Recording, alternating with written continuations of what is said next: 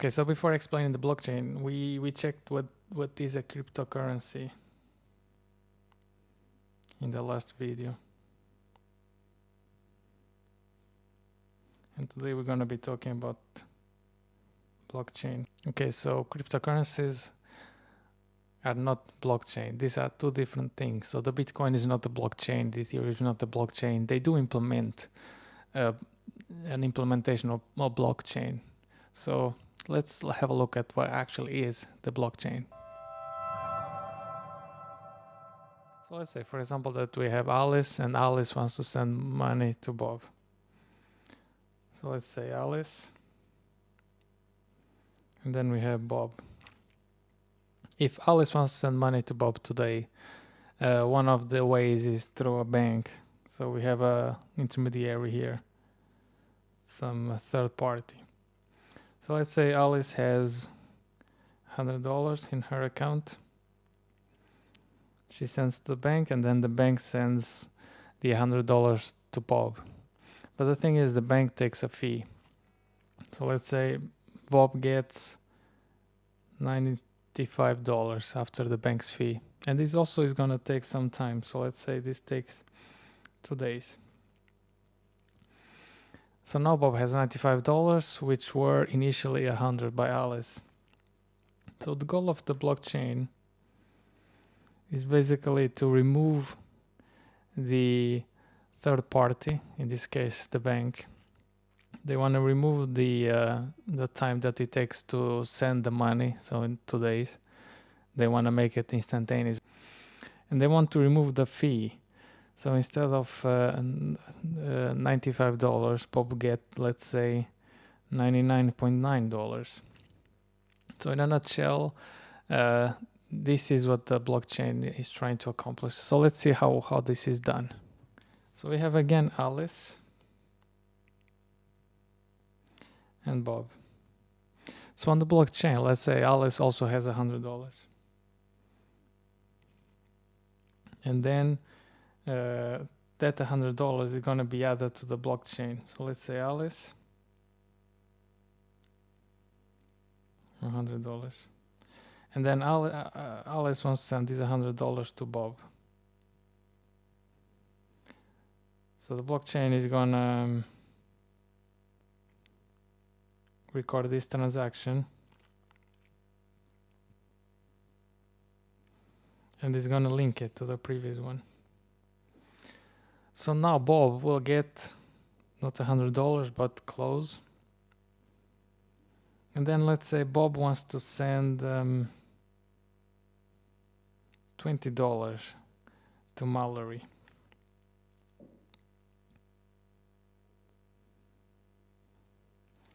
So this transaction is always going to be recorded here. So Bob to Mallory, $20. And also this transaction is going to be linked to the previous ones.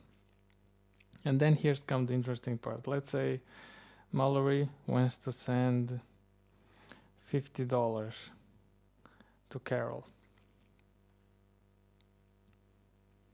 But the thing is, Mallory does not have $50 to send. He only has 20, which came from Bob. So this transaction is not going to go through. So nothing is going to happen here.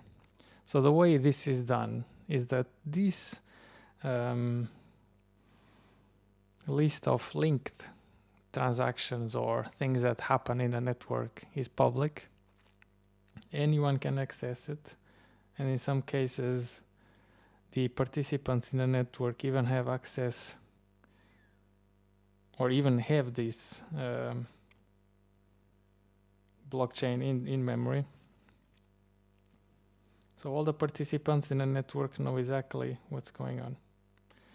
So the way that transaction from Mallory to Carol was detected that it was not valid, it was through mining. So miners basically are validators of these transactions.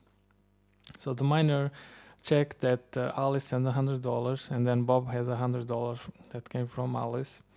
And then Bob sent $20 to Mallory. So Mallory only had $20. So when he tries to send $50, the transaction is rejected by the network. So the miners did this work to validate the transaction, prove that it was actually real, and then they decided not to go through with the transaction, which means that they did not add the transaction to the blockchain.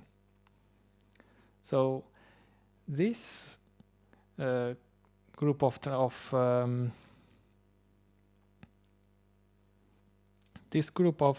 states or transaction is called the blockchain. So it's basically a chain of blocks. So each of these things is called a block, very simplistic in this case, and then they are all linked together in a blockchain. So literally this is all there is to it. Blockchain, really simple concept. Of course, the implementations of these are much more complex, and perhaps we can analyze some of them in the future. But for now, all you need to know about the blockchain is that there are things that are recorded in blocks, and then they are linked together in a chain, and hence the name blockchain. So in a nutshell, this is what the blockchain is all about. If you found this video helpful, let me know in the comments. Like or dislike, and if you haven't subscribed already, please do so. And in this channel, I'm going to be talking about decentralized products, and especially the technology and the fundamentals behind the blockchain and cryptocurrencies.